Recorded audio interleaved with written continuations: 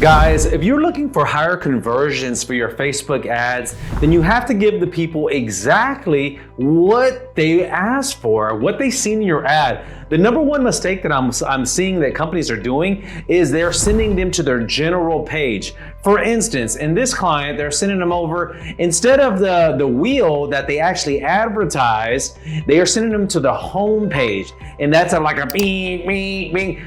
Give them exactly what they want. So if they seen this image of an Antera wheel or whatever this is here, and maybe it's one of these 301 center caps, send them directly to that page. Number one, to either check out, or if you're selling a product or service, send them something like a landing page that is associated with that service. Don't send them to a place where they can get mixed up. That's number one. Number two, we don't want a bunch of different bells and whistles up in here. We don't want a lot of activity. We really just want one call to action, which would be like a buy it now or subscribe or whatever you want that client to convert with.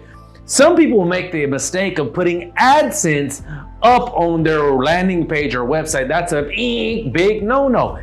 Keep the client focused.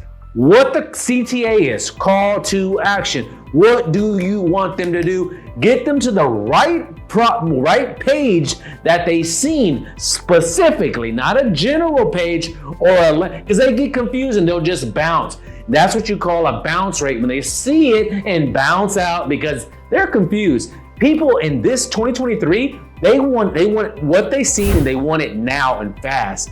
So I hope you liked this video. If you did, do me a favor, hit that thumbs up, like and subscribe, because I'm putting a lot of valuable marketing information about Facebook, TikTok, Instagram, you name it, we got it. Make that money. I'll see you on the next one.